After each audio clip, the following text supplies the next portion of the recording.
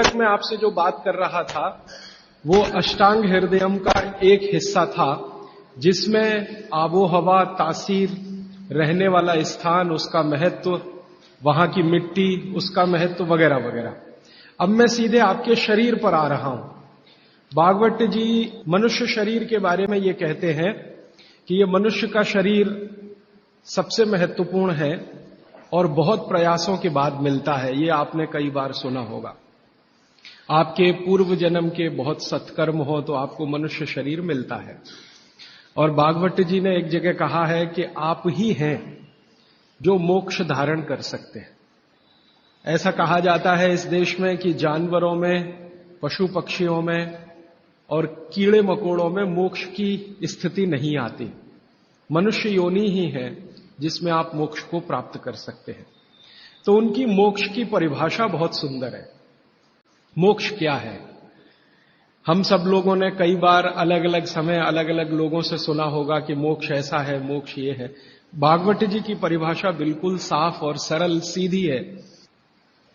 जो व्यक्ति, मनुष्य, अपने दुखों को दूर करे और दूसरों के दुखों को दूर करने का सतत प्रयास करे, उसमें सफलता मिले न मिले, सफलता की बात नहीं कहते, वो ईमानदारी से प्रयास करे तो उसको मोक्ष होता है। दुखों से मतलब क्या? तो भागवत जी कहते हैं कि 3 तरह के दुख सारी दुनिया में हैं। एक तो दैहिक दुख, शरीर का दुख, दैहिक दुख। दूसरा है दैविक दुख, भगवान का दिया हुआ कोई दुख जो आपके शरीर से अलग है। भगवान ने आपको कोई दुख दे दिया, अचानक से आप गरीब हो गए, या अचानक से आपके घर में कोई दुर्घटना हो गई, आग लग गई, धरती कंप आ गया, भूकंप आ गया, आपका घर टूट गया, सब कुछ तहस नहस हो गया, सुनामी आ गया, ये दैविक दुख। और तीसरा और आखिरी दुख है भौतिक दुख। भौतिक दुख में सबसे ज्यादा यही है, गरीबी, बेरोजगारी, भूखमरी। तो वो भागवत जी कहते हैं कि दैहिक, दैविक और भौतिक तीनों दुखों से जो व्यक्ति मुक्त हो और दूसरों को मुक्त करने का रात दिन प्रयास करे, वही मोक्ष का अधिकारी है। आगे के सूत्र में वो ये कहते हैं कि अगर आपने अपने जीवन के तीनों दुख दूर कर लिए और आप दूसरों के दुखों को दूर करने के लिए कुछ नहीं करते, तो माफ कीजिए, आप कभी भी मोक्ष के अधिकारी नहीं हो सकते। हमारे यहां बहुत सारे साधु संत हैं जो हिमालय में जाके तपस्या करते हैं। तो उनकी जो तपस्या है हिमालय की, वो अपने दुखों को दूर करने तक सीमित है। अगर वो वापस हिमालय से लौटकर समाज के दुख को दूर नहीं करेंगे तो किसी को भी मोक्ष नहीं होगा। भागवत जी कहते हैं कि कोई सदगृहस्थ व्यक्ति है, वो स्वामी नहीं है, महात्मा नहीं है, तपस्वी नहीं है, लेकिन अगर वो अपने दुखों से दूर करते हुए दूसरों के दुखों को दूर करने के काम में लगा हुआ है, तो वो कहते हैं कि वो तपस्या करने वाले से ज्यादा बेहतर है, भले ही वो सदगृहस्थ है। और वो ये कहते हैं कि ज्यादा समय, भागवत जी मानते हैं कि सदगृहस्थ ही है जो दूसरों के दुखों को दूर करने में ज्यादा मदद कर सकते हैं, क्योंकि उन दुखों का अनुभव उन्हें है, जिसका दुख वो दूर करने का कोशिश करें। इसका मतलब ये है कि भागवत जी की परिभाषा में गृहस्थी होना, माने सदगृहस्थ होना, ज्यादा बड़ी बात है। वो साधु संतों के बारे में कहते हैं कि ये सिर्फ अपने दुखों के दूर करने के चक्कर में लगे हुए हैं, भगवान से इनकी जो वार्तालाप है या संवाद है वो अपने तक सीमित है, समाज के लिए सिर्फ प्रार्थना करके बंद कर देते हैं, आगे नहीं बढ़ते। इसलिए वो कहते हैं कि आप अपने दुख दूर करें, दूसरों के दुख दूर करने के काम में सतत लगे, भले प्रयास आपका सफल हो ना हो। सफलता की बात वो नहीं कहते, वो ये कहते हैं कि सफलता असफलता वो सब ईश्वर के हाथ में है, आपके हाथ में नहीं है। आपसे जो सबसे ज्यादा मैं बात करूंगा, जिसकी जरूरत भी है आपको, वो दैहिक दुख के बारे में बात करूंगा। आपका शरीर, ये जो पेट है, शरीर का मध्य भाग, वो ये कहते हैं कि शरीर का दुख दूर करने में सबसे बड़ी भूमिका इसकी है। तो 90% दुख पेट से है। उन 10% में हार्ट अटैक आ गया, उन 10% में पैरालिसिस आ गया, उन 10% में अर्धांग वायु, पैरालिसिस का ही दूसरा नाम है, वो आ गया, एपिलेप्सी आ गई, वगैरह वगैरह। बाकी सब पेट से है। तो पेट का ध्यान जिंदगी भर आप रखें, उसके लिए उन्होंने सूत्रों की एक श्रृंखला बनाई है।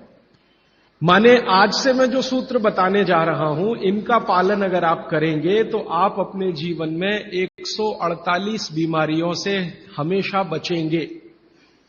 और भागवती जी का यह कहना है कि बीमारियों से बचना बहुत महत्व का है बनिस्बत की बीमारियों का इलाज करना। Prevention is better than cure.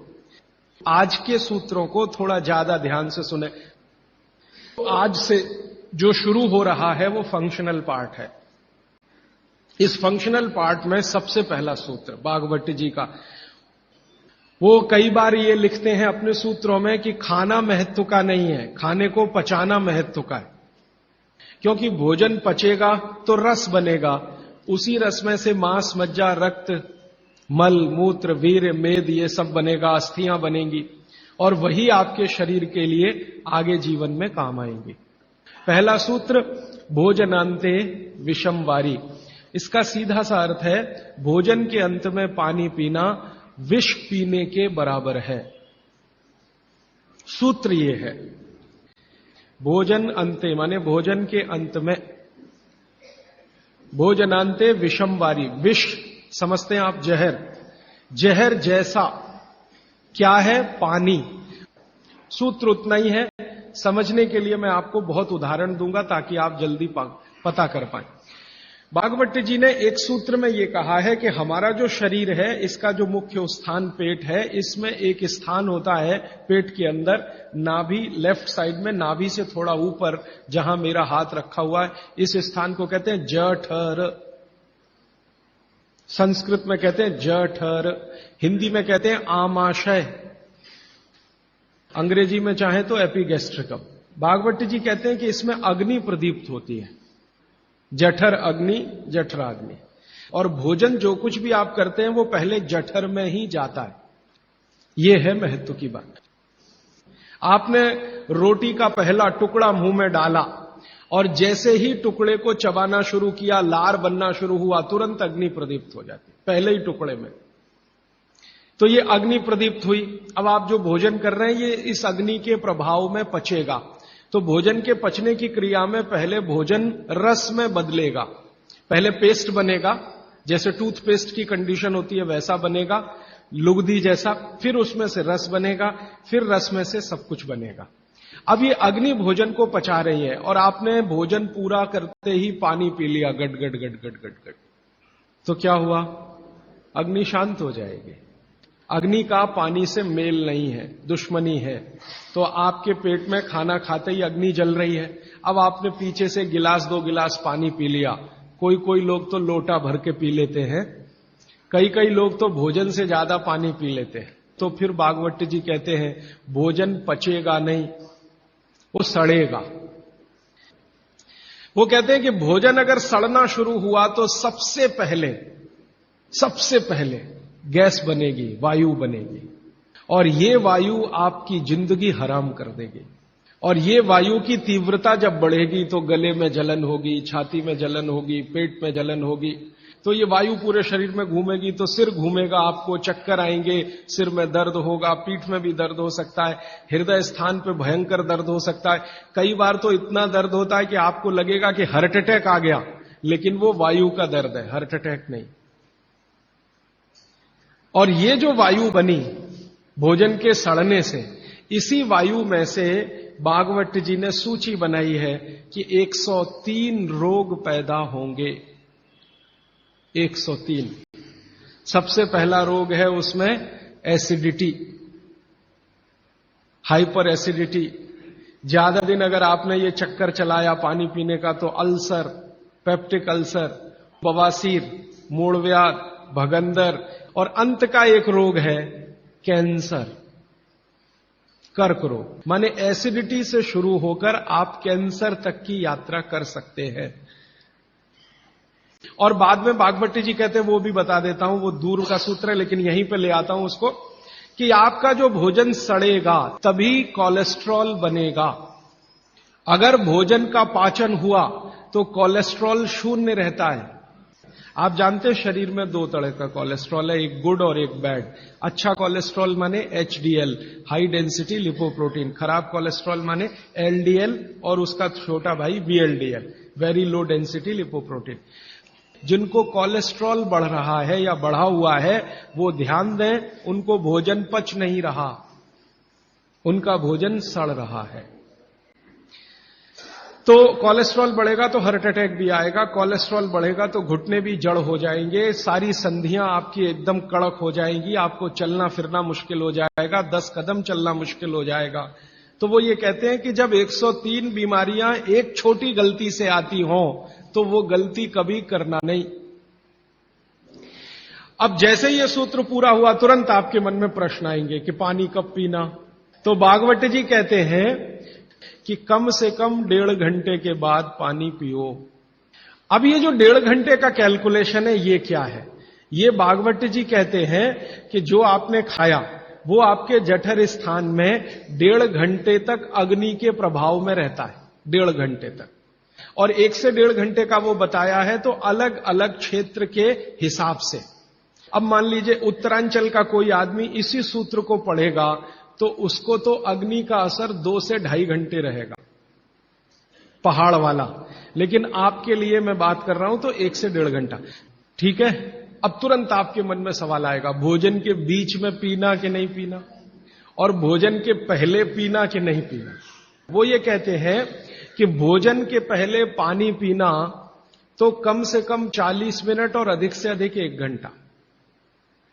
आपको सीधा सा हिसाब बताता हूं, 10 बजे खाना अगर खाना चाहते हैं तो 9 बजे से लेकर 9:20 तक आप चाहें उतना पानी पी सकते हैं।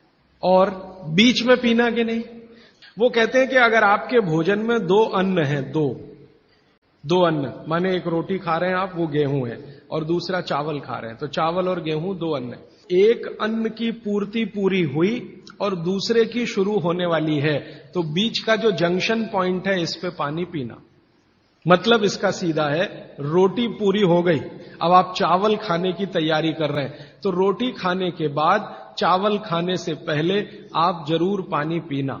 लेकिन मात्रा कितनी? तो वो कहते हैं 2 या 3 घूंट, इतना ही। उसके बाद जब दूसरा अन्न आपने शुरू कर दिया फिर नहीं, फिर तो पूरा आप भोजन ही करके उठिए। अब आप भोजन कर लिया तो गला साफ करने के लिए थोड़ा 1-2 घूंट और पी लेना, गला साफ करने के लिए। अब आपके मन में तुरंत एक प्रश्न आएगा कि भोजन के अंत में क्या पीना, फिर पानी तो नहीं पीना, 1.5 घंटे तक तो नहीं पीना, तो कुछ पी सकते हैं। तो भागवत जी ने 3 चीजें बताई हैं, उसके लिए पूरा सूत्र लिखा है कि भोजन के अंत में सबसे अच्छी चीज जो पीने के लिए है वो है छाछ, वो है मट्ठा, दही का तक्रम। लस्सी पीने के लिए नहीं कह रहे, मक्खन रह गया तो वो लस्सी, तक्रम की बात है। दूसरी सबसे अच्छी चीज उन्होंने बताई है वो है दूध, और तीसरी सबसे अच्छी चीज बताई है फल का रस। जिस मौसम में जो फल आता है उसका रस, माने मौसम के विरुद्ध के फल नहीं। आज का मौसम आम का नहीं है तो आम का रस अभी पिए तो नहीं चलेगा। तो आप ये कहें कि कोल्ड स्टोरेज से लाया हुआ संतरा और उसका रस निकाला या मौसम्मी का रस, ये सर्वनाश करेगा, सत्यानाश नहीं, सर्वनाश करेगा। अब इसमें आगे एक सूत्र है वो बहुत महत्व का है। भागवत जी कहते हैं मट्ठा या छाछ कब पीना, दूध कब पीना, रस कब पीना। तो सुबह के भोजन के बाद जूस, भागवत जी ने नाश्ता शब्द कहीं नहीं इस्तेमाल किया है, सुबह का भोजन आप उसको नाश्ता कैसे, दोपहर के भोजन के बाद मट्ठा और रात के भोजन के बाद दूध। और वो ये कहते हैं आगे के सूत्र में कि इनका क्रम उल्टा सीधा मत करना कभी, कि हमारे शरीर को मट्ठे का पाचन होने के लिए जो रस की जरूरत होती है, रस माने एंजाइम, जो एंजाइम या रस की जरूरत होती है वो दोपहर को ही होते हैं पेट में। इसी तरह हमारे शरीर में दूध का पाचन होने के लिए जो रस की जरूरत पड़ती है या एंजाइम की जरूरत पड़ती है वो सूर्यास्त के बाद ही होते हैं, और जो रस और एंजाइम की जरूरत जूस पचाने के लिए है वो सुबह ही होते हैं। अब आप कहेंगे हमारे बच्चे तो स्कूल जाते हैं दूध पीकर जाते हैं, तो बदल दो, जूस पिलाकर भेजो। और आप कहेंगे जी पिएंगे नहीं। आप जैसी आदत डालेंगे बच्चे वैसे ही होने वाले हैं, क्योंकि बच्चे अपने से कुछ नहीं सीखते, वो आपका सिखाया हुआ है सारा कुछ। समझ जाएंगे तो उनकी भी जिंदगी में ये परमानेंट हो जाएगा। अभी इसके आगे का सूत्र, तो पानी कैसे पिए? तो हमारे यहां पानी पीने के बहुत तरीके हैं। लोटा मुंह से लगाया, गट गट गट गट उतार लिया, गिलास मुंह से लगाया, गट गट गट गट उतार लिया। तो बागवती जी कहते हैं नहीं, ये तरीका बिल्कुल गलत है पानी पीने। वो कहते हैं कि पानी को चुस्कियां ले लेकर पिए। जैसे आप गर्म दूध पीते हैं ना, बागवती जी बिल्कुल उसके समकक्ष रखते हैं। अब ये क्यों? आप एक साथ पूरा पानी उतारें गले के नीचे और एक एक घूंट पानी उतारें गले के नीचे, दोनों में जमीन आसमान का अंतर है। क्या अंतर है? हमारे पेट में भोजन को पचाने के लिए अग्नि होती है और इस अग्नि को तीव्र करने के लिए अम्ल होता है। अम्ल, एसिड प्राकृतिक रूप से बनता है। और मुंह में क्षार बनता है जिसको लार कहते हैं आप, लार, स्लाइवा, सेलिवा, लार, लाला रस, अलग अलग नामों से आप जानते हैं। तो मुंह में बनती है लार, ये है क्षार, और पेट में बनता है अम्ल। आप थोड़ा भी अगर विज्ञान जानते हैं तो आप जानते हैं कि क्षार और अम्ल को मिलाओ तो हो जाता है न्यूट्रल। और न्यूट्रल का मतलब जिसका पीएच 7 है। ये जो पानी है ना, पानी, ये ना अम्ल है ना क्षार है, ये न्यूट्रल है। तो बागवती जी कहते हैं कि पेट आपका अक्सर पानी के जैसा रहे तो बढ़िया। और जिनका पेट पानी के जैसा, माने पेट की अम्लता ना बढ़े और पेट का क्षारपन भी ना बढ़े, पीएच 7 के आसपास रहे, तो बागवती जी कहते हैं ऐसे व्यक्ति को 100 से ज्यादा वर्ष जीने की पूरी गारंटी है, बिना एक भी दवा खाए और बिना चिकित्सक के पास जाए। तो वो ये कहते हैं कि घूट घूट पिया पानी, अगर सिप सिप करके आपने पानी पिया तो ज्यादा लार अंदर जाएगी, तो अम्ल को शांत करने में मदद आएगी, इसलिए आपका पेट न्यूट्रल रहेगा। इसलिए पानी घूट घूट भर के पिए। और एक साथ गटगट पानी पिएंगे तो लार पानी के साथ मिल नहीं पाएगी, तो अंतिम रूप में जब वो पहुंचेगा पानी तो खाली पानी होगा। भागवत जी आगे कहते हैं, बहुत ही महत्व की बात है ये सब आपके लिए। वो ये कहते हैं कि जो व्यक्ति सिप सिप करके पानी पिए, वो देखें जानवर कैसे पीते हैं। चिड़िया कैसे पानी पीती है? चिड़िया एक ड्रॉप उठाएगी, फिर उसको ऐसे ऐसे मुंह में चलाएगी, फिर पिएगी, फिर दूसरी ड्रॉप उठाएगी, फिर ऐसे ऐसे चलाएगी, फिर पिएगी। ऐसे ही कुत्ता है, पानी को चाट चाट के पिएगा, शेर पानी को चाट चाट के पिएगा। ज्यादातर जानवर पानी को ऐसे ही पीते हैं। वो जानवर हमसे ज्यादा स्वस्थ हैं। किसी को डायबिटीज नहीं, कोई ओवरवेट नहीं, किसी को जॉइंट्स पेन नहीं, किसी को कुछ नहीं। बाघभट्ट के पक्के चेले हैं ये सब जानवर। माने आपके सारे रोगों की एक दवा। तो मैंने ये एक्सपेरिमेंट शुरू किया, ये मैंने पढ़ा था 6 साल पहले। बागवट जी को मैंने 6 साल पहले पढ़ना शुरू किया, 3 साल पढ़ने में लग गया और 3 साल समझने में लग गया। तो आपको सुनकर हैरानी होगी, हमारे जो दोस्त हैं, सहयोगी हैं, जिनका वजन बहुत ज्यादा था, उन्होंने पानी सिप सिप करके पीना शुरू कर दिया और भोजन के 1.5 घंटे के बाद पानी पीना शुरू। ये 2 सूत्रों का ही परिणाम है कि सबके वजन पहले से आधे हो गए, सिर्फ पानी पीने का तरीका बदला। वंदे मातरम। राजीव भाई के अनुज भाई प्रदीप दीक्षित द्वारा संचालित एवं सेवाग्राम वर्धा स्थित राजीव दीक्षित मेमोरियल स्वदेशी उत्थान संस्था के माध्यम से स्वदेशी चिकित्सा के व्याख्यानों की सीडी उपलब्ध कराई जाती है, जिसे आप केवल 10 रुपए के लागत मूल्य पर प्राप्त कर सकते हैं। राजीव भाई के इन प्रेरणादायी व्याख्यानों की सीडी को आप अपनी क्षमता अनुसार 100, 200, 500 या अधिक संख्या में दान करें और स्वदेशी चिकित्सा के इन व्याख्यानों को घर घर पहुंचाने में हमारी मदद करें। फिर मैंने डॉक्टरों से बात की कि ये चक्कर क्या है, तो उन्होंने कहा बात सीधी सी ये है कि जो लार है ना, इसकी मेडिसिनल प्रॉपर्टी सबसे ज्यादा है। आपने जानवरों को देखा होगा, उनको कभी भी कोई चोट लगे तो वो अपने लार से ही ठीक कर लेते हैं, चाट चाट के। अब वो ये कहते हैं कि भारत के वो मनुष्य या स्त्रियां और पुरुष बहुत ही दुर्भाग्यशाली हैं जो इस लार को अंदर ले नहीं जा पाते। जैसे तंबाकू खाने वाले लोग, गुटखा खाने वाले लोग, मावा खाने वाले लोग थूकते ही रहते हैं, उसको थूकते ही रहते हैं, थूकते ही रहते हैं। जिसको बनाने के लिए भगवान ने 1,00,000 ग्रंथियां आपके मुंह में दी हैं, जो रात दिन आपके लिए लार बनाती हैं। ये बहुत ही कीमती है, इसका औषधीय गुण बहुत है। और जैन दर्शन में इसको अहिंसा के साथ जोड़ा हुआ है। और वो मैंने करके भी देखा है कि सुबह की लार गलती से भी आप किसी चींटी या चींटा या मक्खी पे थूक दो, वो तुरंत मर जाए, क्योंकि उसका औषधीय गुण बहुत प्रबल होता है सुबह सुबह। और आप गुटखा खा खा के उसको थूकते रहते हैं, तो सड़क तो खराब करते ही हैं, अपने को उससे ज्यादा खराब करते हैं।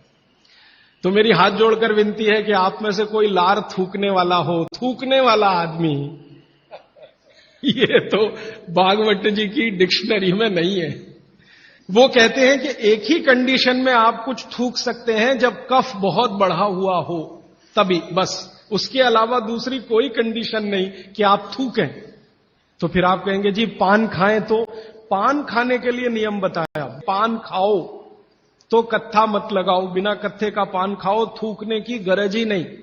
तो वो कहते हैं कि पान भी खाना है तो थूकना नहीं है, कत्था है तो थूकना पड़ेगा, कत्थे बिना ही पान खाओ। पान तो पित्त और कफ दोनों का नाश करता है, और चूना वात का नाश करता है। तो वो कहते हैं कि पित्त और कफ का नाश कर दिया पान ने, चूने ने कर दिया वात का, तो वात पित्त कफ तीनों ही संतुलित हैं, तो पान खाके तो जिंदगी भर निरोगी रह सकते। ठीक है, अब आगे चलता हूं।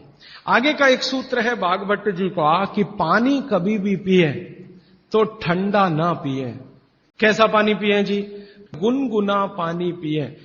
कभी भी पानी की गर्मी शरीर के तापमान के ऊपर ना हो, ऐसा पानी पिए, गुनगुना ही पानी पिए। क्यों? अभी मन में प्रश्न आएगा, क्यों? हम तो जी ठंडा पानी पीते हैं, फ्रिज का पानी पीते हैं, बर्फ डाला हुआ पानी पीते हैं। जिसका जैसा गुण है वही तो करेगा ना। बर्फ का गुण है ठंडा करने का, तो बर्फ डालकर पानी में आप पी रहे हैं, तो बर्फ का गुण वो पानी में आ गया। अब पानी आपके पेट को ठंडा करेगा। अगर पानी ने पेट को ठंडा किया तो, क्योंकि शरीर के सारे ऑर्गन पेट से ही जुड़े हुए हैं, चाहे वो आपका हार्ट हो, चाहे किडनी हो, चाहे लीवर हो। और अगर शरीर ठंडा हो गया तो जय राम जी की, जाइए यमराज के पास। तो कभी भी ठंडा पानी ना पिए, एक विश्लेषण। दूसरा विश्लेषण कि अगर पानी आपने ठंडा पिया तो तुरंत पेट उस पानी को गर्म करने पर लगेगा। तो पानी को गर्म करने के लिए उसको अतिरिक्त ऊर्जा की जरूरत पड़ेगी, और अतिरिक्त ऊर्जा उसको रक्त में से आएगी। तो शरीर के सब हिस्सों का रक्त पेट की तरफ जाएगा। उसने बाकी हिस्सों में रक्त की कमी कर दी, और ये कमी हर समय ऐसे ही आती रहे, आप ऐसे ही ठंडा पानी पीते रहे, ऐसे ही कमी आती रहे, पीते रहे, कमी आती रहे, तो एक दिन वो अंग काम करना बंद कर देंगे, क्योंकि उनको रक्त की सप्लाई कम हुई है। और वो अंगों ने काम करना बंद किया तो ब्रेन हेमरेज हो गया, पैरालिसिस हो गया, हार्ट अटैक हो गया। तो ये सारी बीमारियों को क्यों बुलाते हैं ठंडा पानी पी के? मैंने उन लोगों को देखा जो चिल्ड वाटर पीते हैं, वो सवेरे सवेरे अगर संडास घर में गए टॉयलेट में, तो 1-1 घंटे बाहर नहीं निकलते, कभी कभी तो 2-2 घंटे नहीं निकलते, बैठे ही रहते अंदर। उनको पूछो भाई क्या कर रहे थे 2 घंटे टॉयलेट रूम में? कहते हैं जी न्यूज़पेपर पढ़ रहे थे, मैगजीन पढ़ रहे थे। क्यों पढ़ रहे थे? तो कहते हैं टॉयलेट आती ही नहीं, माने स्टूल पास होता ही नहीं, संडास होती ही नहीं, उतरती नहीं, तो क्या करें। और वो बेचारे वहां बैठे बैठे कई बार इतने परेशान हो जाते हैं कि तरह तरह की आवाजें निकालते हैं, फिर भी नहीं आती। फिर वो गाना गाते हैं, मेरे सपनों की रानी कभी आएगी, वो आती नहीं है। और कभी कभी जब बहुत ज्यादा परेशान हो जाते हैं ना, तो एक गाना गाते हैं, एक बार आजा आजा आजा, वो तब भी नहीं आती। ये है समस्या कि जो लोग बहुत ठंडा पानी पिएंगे उनको एक बीमारी है, वो है कॉन्स्टिपेशन, कब्जियत, कोष्ठबद्धता, बद्ध कोष्ठ होना। कॉन्स्टिपेशन का मतलब आपकी जो इंटेस्टाइन है ना, लार्ज इंटेस्टाइन, वो एकदम ऐसी संकुचित हो गई। तो अगर आपकी लार्ज इंटेस्टाइन ऐसी हो गई तो आपकी जिंदगी भी ऐसी ही हो जाएगी। फ्रिज का रखा हुआ पानी ना पिए, बर्फ डाला हुआ पानी ना पिए, आइसक्रीम कभी भी ना खाएं, तो गर्म भोजन और ठंडी आइसक्रीम कभी ना खाएं। अक्सर मैं शादियों में, बारातों में जाता हूं तो वहां मैंने देखा है कि भोजन गर्मा गर्म कराएंगे, अंत में आइसक्रीम जरूर खिलाएंगे। सर्वनाश, बुला बुला के हमारा सत्यानाश करते हैं, ना मरो तो जल्दी मर जाओ। ऐसा आजकल आतिथ्य इस देश में चल रहा है। पहले कहते थे अतिथि देवो भव, अभी अतिथि दुश्मन भव। अभी चौथा सूत्र, आज का आखिरी सूत्र। भागवत जी कहते हैं कि सुबह का जीवन आपका जब शुरू होता है तो दिन की शुरुआत में सबसे पहले पानी पिए। दांत धोए बिना पानी पीना, मुंह धोए बिना पानी पीना, कुल्ला किए बिना पानी पीना। कारण उसका यह है कि रात भर जब आप सो रहे थे तो शरीर की सारी क्रियाएं तो शिथिल हो जाती हैं, लेकिन ये लार बनने की क्रिया ज्यादा शिथिल नहीं होती, ये चालू रहती है। तो रात भर आपने लार बनाई है, मुंह में जगह जगह जमा है, वो अंदर जाना बहुत जरूरी है क्योंकि वो बेशकीमती है। तो सुबह सुबह जो लार बन रही है ये अंदर जानी ही चाहिए, इसलिए बिना कुल्ला किए पानी पीने का नियम है। इसी को ऊषापान कहा जाता है। तो सुबह उठते ही पानी पिएं। कितना पिएं जी? बुजुर्गों के लिए 2 गिलास, बच्चों के लिए, और 3 गिलास आपके उम्र के लोगों के लिए। कम से कम इतना पानी पिए। भागवत जी ने ये जो कहा ना सुबह की लार बहुत कीमती होती है, मैंने इस पर थोड़े कुछ एक्सपेरिमेंट किए पिछले एक आध साल। बहुत सारे कुछ पेशेंट ऐसे हैं जिनको डायबिटीज है, और डायबिटीज की कंडीशन में आप जानते हैं कि कोई घाव हो जाए, घाव तो जल्दी भरता नहीं। मैंने उनको दवाएं बंद किया होम्योपैथी का। फिर मैंने कहा भैया, भागवत जी ने कहा कि सुबह की लार बहुत कीमती है, तुम ऐसा करो सुबह उठते ही जो लार है ना उसको लगाओ तुम्हारे घाव पे, और आप देखेंगे चमत्कार। 15 से 20 दिन में घाव भरना शुरू, 3 महीने में बिल्कुल बराबर। एक तो मेरे पास गैंग्रीन का पेशेंट है, गैंग्रीन हुआ, डॉक्टर कहता था पैर काटना ही पड़ेगा इसका। उसने बेचारे ने साल भर लार लगा लगा के ही अपना ठीक कर लिया। तब मेरे समझ में आया कि जानवर हमसे ज्यादा होशियार, चोट लगते ही वो चाटना शुरू कर देते। फिर मैंने एक और एक्सपेरिमेंट किया। मेरे पास कुछ छोटे बच्चे हैं जिनको चश्मे हैं आंखों पर, तो मैंने उनको भी सिखा दिया, देखो सवेरे सवेरे सोकर उठो और मुंह का थूक आंख में लगाओ काजल की तरह से। अब आपको हैरानी होगी कि चश्मे उतर गए सिर्फ ये लार लगाने से। बस अंतर इतना है कि बच्चों को जल्दी उतरे, आपको थोड़ा देर में उतरेंगे लेकिन उतर जाएंगे। और एक बताता हूं, एक बीमारी आती है जिसको हम कहते हैं कंजक्टिवाइटिस, आंखों की बीमारी है। अक्सर उसमें आंखें लाल हो जाती हैं, आंखों में बहुत जलन होती है, जैसे खून उतर आया हो आंखों में, वो कंडीशन हो जाती है। सुबह सुबह उठते ही मुंह की लार लगाना, 24 घंटे के बाद आपको पता ही नहीं चलेगा बीमारी कहां गई। अगर बच्चों में बचपन से आंखों के ऐसे कोई रोग हैं, जैसे मेरे पास एक छोटा बच्चा है 8 साल का है, उसका मैं ट्रीटमेंट कर रहा हूं, उसकी आंखें टेढ़ी हैं, जिसको हम लोग हिंदी में कहते हैं भेंगापन। अब उसके माता पिता गरीब हैं और वो ऑपरेशन का खर्चा नहीं उठा सकते। उस बच्चे पर मैं यही एक्सपेरिमेंट कर रहा हूं। लगभग मुझे 4 साढ़े 4 महीना हो गया है, उसका भेंगापन लगातार कम हो रहा है और आंखों की पुतलियां बिल्कुल बीच में सेट हो रही। तब मुझे थोड़ी जिज्ञासा हुई और मैंने एक बहुत बड़े वैज्ञानिक को पूछा दिल्ली में कि ये लार में क्या है। तो उन्होंने कहा भैया, जितने एक्टिव इंग्रेडिएंट मिट्टी में है वो सब लार में है। और 2-4 बातें बता दूं क्या क्या रोग और ठीक कर सकते हैं। आपके शरीर में कोई दाग हो गया, धब्बा हो गया, जैसे जल गए, उस पर नियमित रूप से सवेरे की लार की थोड़ी थोड़ी मालिश करते रहिए। 6-8 महीने में धब्बा बिल्कुल साफ हो जाए। एक्जिमा हो गया, मान लो खराब बीमारी की बात करूं, एक्जिमा हो गया, और एक्जिमा से भी ज्यादा खराब बीमारी है सोराइसिस। बस इतना है कि साल भर करना पड़े इसी लार से। 6-8 महीने के बाद देखिएगा साफ। मुफ्त का इलाज है, फोकट का इलाज। फोड़े फिंसियों पर इसका एक्सपेरिमेंट करिए। मैंने ये चारों एक्सपेरिमेंट किए, बहुत अच्छे रिजल्ट हैं। ठीक है, अब आपके प्रश्नों के लिए आधा घंटे का समय। हाजी भाई, आपने कहा कि उषापान करना चाहिए, उषापान भी गुनगुना पानी होना चाहिए या कैसा? देखिए उषापान, दूसरी बात, पान जो कहा आपने खाने के लिए, तो पान के साथ क्या क्या लेना चाहिए? हाँ, बहुत अच्छा सवाल। मैं दूसरे प्रश्न का पहले उत्तर दे दूं, पान के साथ क्या क्या लेना चाहिए।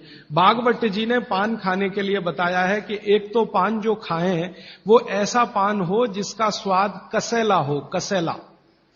जैसे देशी पान ज्यादा गहरा हरे रंग का होता है और विलायती पान हल्के हरे रंग का होता है। तो भागवत जी कहते हैं हल्के रंग की चीजें मत खाइए, गहरे रंग की चीजें खाइए।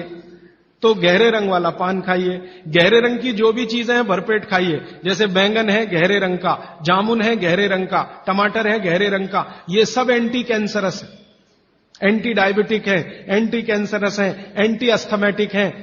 इनकी क्वालिटीज आज की विज्ञान ने भी प्रूव किया है। आज का विज्ञान ये कहता है कि जो भी रंग है किसी भी वस्तु में, वो भगवान का दिया हुआ कोई ना कोई ऐसा रस और एंजाइम है जो आपको गंभीर बीमारियों से बचाता है। तो वो कहते हैं गहरे रंग का पान खाइए, माने कसेला उसमें ही स्वाद होगा, तो गहरा पान खाइए। उसमें क्या मिलाएं? उसमें सबसे ज्यादा चूना। तो कितना चूना मिलाएं? तो कहते हैं कि एक पान में 1 ग्राम से ज्यादा चूना नहीं मिलाइए कभी भी। चने का दाना होता है ना, आधा तोड़ो और उसका आधा कर लो, इतना 1 ग्राम होता है। चने का दाना आधा तोड़ो तो 2 हिस्से हुए, ये 2 हिस्से के 4 कर दो और वो 1 हिस्सा जो है वो 1 ग्राम। तो उतना आप चूना लगाइए उस पर। फिर चूने के साथ क्या खाएं? आप उसमें सौंफ खाएं। सौंफ का नियम उन्होंने बताया, सौंफ खाएं। दूसरा कहते हैं कि इसमें थोड़ी अजवाइन डालें, अजवाइन 2-4 दाने, ज्यादा नहीं। और वो कहते हैं लवंग डालें, लवंग माने लौंग। और कहते हैं बड़ी इलायची। और वो कहते हैं कि गुलाब के फूल का रस, मतलब गुलकंद जिसको आप कहते हैं। ये चीजें उन्होंने बोली हैं पान में नियमित रूप से खाने के लिए। अब इसमें उन्होंने जो बोली नहीं है वो बात ध्यान रखिए। सुपारी कहीं नहीं कहा, कत्था कहीं नहीं कहा, तो मैंने सुपारी और कत्था छोड़कर ही पान खाएं। ठीक है? तो पान में क्या खाएं? दूसरा, इन्होंने जो आपने पूछा कि सुबह का जो ऊषा पान का पानी है वो भी गुनगुना होना चाहिए। बागभट्टी जी कहते हैं जरूर गुनगुना होना चाहिए। स्टेनलेस स्टील के वेसल में पानी है तो गुनगुना ही पीजिए, मिट्टी के बर्तन का पानी है तो गुनगुना ही पीजिए। ताम्र पात्र एक उन्होंने कहा कि जिसके पानी को गर्म करने की जरूरत नहीं, सीधे पी सकते। एल्यूमिनियम में तो पानी कभी मत रखिए, प्लास्टिक में पानी कभी मत रखिए। आप बोलेंगे जी क्या रोज दिन भर ताम्र पात्र का पानी पी सकते हैं? तो जरूर पी सकते हैं, 3 महीने, इसके आगे नहीं। फिर बीच में 15-20 दिन का ब्रेक दे दीजिए। ये ब्रेक दे देकर पी सकते हैं। लगातार पिएंगे तो तांबे की अधिकता से होने वाली जो बीमारियां हैं वो हो जाएंगी। हां, सुबह तो लगातार पी सकते हैं, सुबह की तो कोई बात नहीं, ये पूरे दिन की बात हो रही है। तो 24 घंटे वाले जो लोग हैं ताम्र पात्र का पानी पीने वाले, उनके लिए ये नियम है। सुबह का तो ताम्र पात्र का ही सबसे अच्छा है जी। भोजन के बाद जो रस और मट्ठा पीने के लिए बताए थे आप, तो क्या ये आम्रदायी को शांति करेगी? हाँ, बहुत अच्छा सवाल है, बहुत अच्छा सवाल। देखिए, इस सवाल को मैं और थोड़ा विकसित करूं, मैं इंतजार कर रहा था कोई पूछे तो मैं बताऊं। यह सवाल कुछ इस तरह का है कि मट्ठा है ना, उसमें पानी ही है, आप जानते हैं। शायद उसमें 90% तक पानी है, दही तो सिर्फ 10% होता है। और जूस पी रहे हैं उसमें भी पानी ही है, और दूध पी रहे हैं उसमें भी पानी है। अब बागवती जी एक तरफ तो कह रहे हैं कि खाने के बाद पानी मत पियो, और दूसरी तरफ कह रहे हैं मट्ठा जरूर पियो, दूध जरूर पियो और फल का रस पियो, तो उसमें तो पानी ही है। तो क्या वो पानी जठर अग्नि को शांत नहीं करेगा? प्रश्न ये है। ये पूरा नहीं पूछ पाए, मैंने पूरा कर दिया। इसका बहुत ही सुंदर एक्सप्लेनेशन बागवती जी करते हैं। वो ये कहते हैं कि पानी का जो गुण है वो अपना कुछ नहीं, पानी को जिस पात्र में रखा है या जिसमें मिलाया है उसी का गुण वो धारण करता है। आपने एक पुराना गाना सुना है, पानी रे पानी तेरा रंग कैसा, फिर आगे है जिसमें मिला दो उस जैसा। तो आपने पानी को मिलाया दही में, तो अब वो पानी का गुण नहीं है, अब वो दही का गुण धारण करेगा। पानी को आपने मिलाया जूस में, माने फल में, तो फल के जो गुण हैं वो पानी में आ जाएंगे। और पानी है दूध में, तो दूध के सारे गुण वो धारण कर लेगा। इसलिए मट्ठा पीने को खुली छूट है, पेट भर के पीजिए। दूध पीने को खुली छूट है, पेट भर के पीजिए। जूस पीने को भी खुली छूट है। सादा पानी मत पीजिए, खाली पानी अग्नि को शांत करता है जी। राजीव भाई, आइसक्रीम खाने के बाद हम लोग कॉफी या चाय पी के और उसका ये सवा सत्यानाश। रीजन बताऊंगा परसों, क्योंकि ये परसों आने वाला है। कभी भी कोई गर्म चीज आप जैसे ही खाते हैं कोई भी गर्म चीज, चाय पिया या कॉफी पिया या गर्म दूध पिया या गर्म खाना खाया, तो पेट फिर वही काम पे लग जाता है। क्या काम है पेट का? पहले ज्यादा गर्म वस्तु को पेट के तापमान पर लाता है पेट। आपका पेट का तापमान वही है जो मुंह का है। तो पेट का तापमान लगभग 39 से 40 डिग्री के आसपास है। तापमान अंदर जो है ना 55 डिग्री 60 डिग्री अगर चाय का है तो पेट उसको पहले 40 डिग्री पे लाएगा। तो ये काम में जब तक पेट लगा हुआ है तब तक आपने कोई ठंडी चीज खा ली, जैसे उन्होंने कहा आइसक्रीम खा ली, कॉफी के बाद आइसक्रीम खा ली। अब कंफ्यूजन वहां ये होता है कि क्या करे, वो पहले गर्म कॉफी को ठंडा करे या ये जो गर्म ठंडी आइसक्रीम आई इसको गर्म करे। तो फिर तो बहुत ही कंफ्यूजन होता है, तो इसमें हो जाएगी समस्या। इसलिए कॉफी चाय के बाद ठंडी आइसक्रीम कभी भी ना खाएं और ठंडी आइसक्रीम के बाद चाय कॉफी कभी भी ना पिए। जी देखिए, इन्होंने एक बहुत अच्छा सवाल पूछा है। दूध को बागवती जी ने बोला है शाम को ही पीना है। अब इनका प्रश्न यह है कि हम सुबह चाय पीते हैं, कॉफी पीते हैं, तो दूध उसमें होता ही है, तो क्या करें? बागवती जी के किसी भी शब्दकोश में चाय भी नहीं है, कॉफी भी नहीं है, क्योंकि बागवती जी 3500 साल पहले हुए। ये चाय कॉफी तो 250-300 साल पुरानी है, ज्यादा से ज्यादा 400 साल पुरानी। हां, काढ़े का जिक्र उन्होंने किया। काढ़ा आप समझते हैं जो रोज आप यहां पी रहे, वो ये कहते हैं कि जो काढ़ा आपके वात को कम करे, आपके पित्त को कम करे और कफ को कम करे, ऐसा कोई भी काढ़ा दूध के साथ मिलाकर सुबह पिया जा सकता है। जैसे आज आप काढ़ा पीने जा रहे हैं, वो अर्जुन की छाल का काढ़ा है। अर्जुन की छाल का काढ़ा आप जानते हैं, वात को सबसे तेजी से कम करने वाला है। शरीर की जो एसिडिटी होती है ना, रक्त की एसिडिटी, एक होती है पेट की एसिडिटी, उससे भी ज्यादा खराब है रक्त की एसिडिटी। खून की अम्लता ही है जो हार्ट अटैक लाती है। तो रक्त की एसिडिटी को कम करने की दुनिया में सबसे बड़ी ताकत अगर किसी चीज में बागवती जी ने बताई है तो वो अर्जुन की छाल है। तो आज आप काढ़ा पिएंगे अर्जुन की छाल का। और दुर्भाग्य से या सौभाग्य से ये कुछ ऐसा समय है, दिसंबर, जनवरी और नवंबर, ये वात का ही समय है। शरीर में वायु का प्रकोप ठंड के दिनों में ज्यादा होता है। उस समय अगर आप अर्जुन की छाल का काढ़ा दूध में बनाकर पिए तो आपके लिए औषधि है। जी नहीं, गरम गरम गरम, क्योंकि वो औषधि है, भोजन नहीं है। भोजन और औषधि में अंतर बताया। भोजन वो है जो 24 घंटे में आप नियमित रूप से आपके पेट की आवश्यकता के अनुसार खाएं और सालों साल खाते जाएं। औषधि वो है जो थोड़े समय के लिए, तात्कालिक प्रभाव के लिए आप पिए। ठंडा काढ़ा कोई है नहीं इस देश में, बनता भी नहीं। माने सुबह दूध पीना ही है ना, तो उसमें अर्जुन की छाल का पाउडर डाल के पीजिए, तो 2 फायदे होंगे।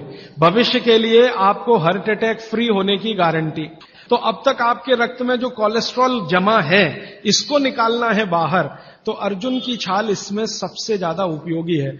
और सौभाग्य की बात यह है कि 40 रुपए किलो मिलती है, 20 रुपए किलो, 20 रुपए किलो अर्जुन की छाल मिलती है और 150 रुपए किलो चाय मिलती है और 1400 रुपए किलो कॉफी मिलती है। तो कुछ तो होशियार बनिए, मारवाड़ी बनिए, कुछ तो अपने रक्त में लाइए, मारवाड़ का, राजस्थान का, गुजरात का। तो 30 दिन आगे जनवरी के रोज सवेरे अर्जुन की छाल का पाउडर दूध में डालकर पीते रहिए। और अगले साल का याद रखिए, नवंबर, दिसंबर, जनवरी, तो ये 3 महीने अर्जुन की छाल पिया तो पूरे साल भर का कचरा निकालता है और अगले सालों की guarantee, heart attack free. Quantity कितनी रहनी चाहिए? 1 गिलास दूध तो आधा चम्मच अर्जुन की छाल का पाउडर, आधा चम्मच माने टी स्पून। और इसमें अगर गुड़ मिलाएंगे तो बहुत अच्छा। गुड़ नहीं मिले तो गुड़ को बनने से पहले की स्टेज है, लिक्विड फॉर्म का गुड़, वो काकवी कहलाता है। नहीं तो गुड़ डालिए, नहीं तो काकवी डालिए, नहीं तो खांड डालिए, अंत में कुछ नहीं मिलता तो बूरा डालिए। और बूरा वो वाला जो राजस्थान में बनता है, बिहार में बनता है, उत्तर प्रदेश में, यहां का नहीं। चीनी को पीस के बूरा, वो चीनी ही है, बूरा नहीं है। क्योंकि बागवती जी की सूची में कहीं शुगर नहीं है, शक्कर नहीं। चीनी बनना 200-250 साल से शुरू हुआ है। 3500 साल पहले गुड़ बनता था, काकवी बनती थी, खांड बनती थी, बूरा बनता था। जी,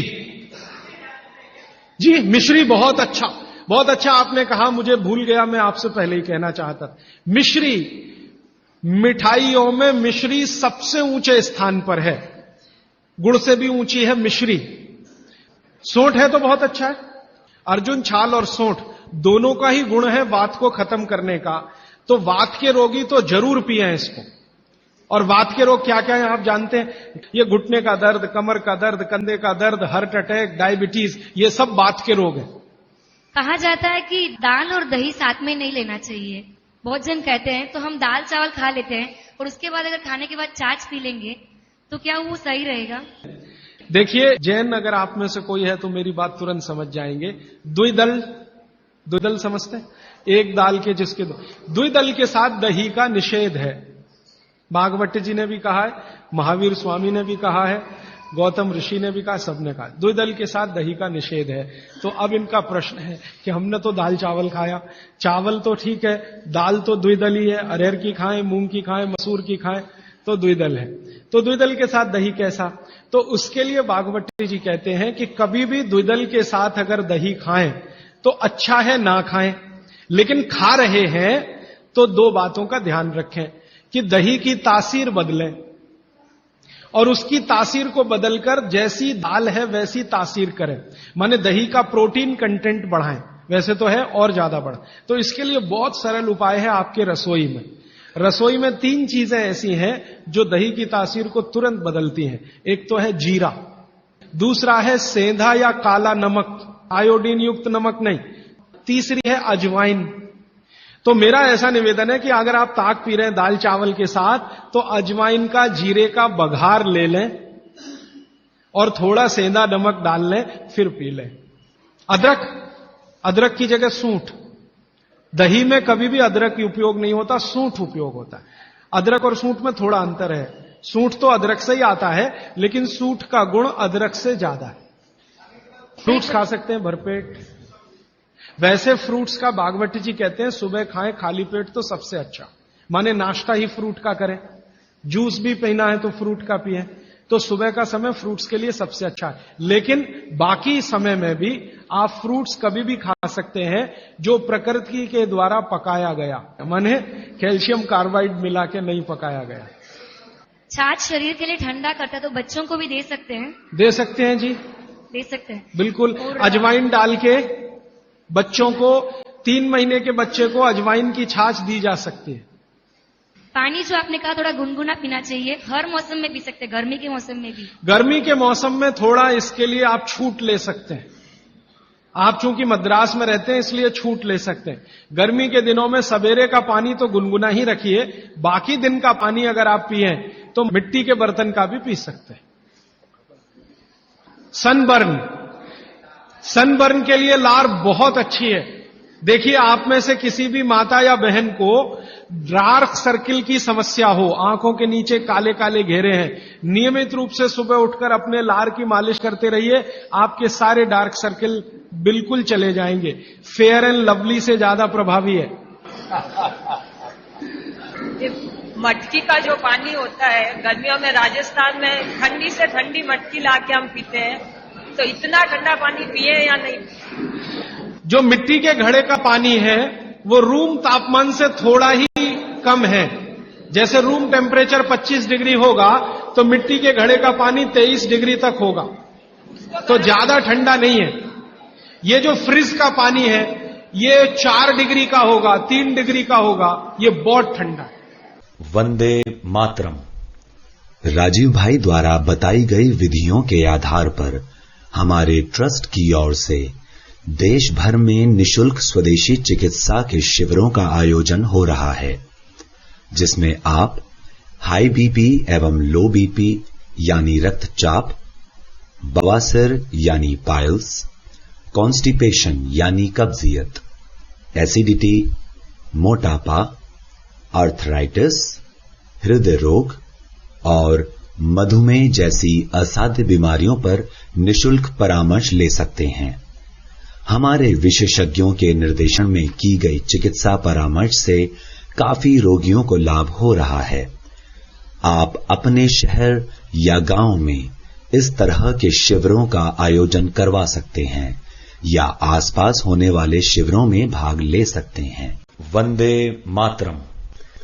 राजीव भाई के अधूरे सपनों और कार्यों को पूरा करने के लिए महाराष्ट्र स्थित राजीव भाई की कर्मभूमि सेवाग्राम वर्धा में 23 एकड़ क्षेत्र को स्वदेशी ग्राम का रूप दिया जा रहा है, जहां स्वदेशी चिकित्सा के अंतर्गत पाइल्स यानी बवासीर, कॉन्स्टिपेशन यानी कब्जियत, मधुमेह यानी डायबिटीज, मोटापा, अर्थराइटिस और हृदय संबंधी जैसे गंभीर रोगों का आयुर्वेदिक पद्धति से उपचार एवं शोध कार्य किया जाएगा।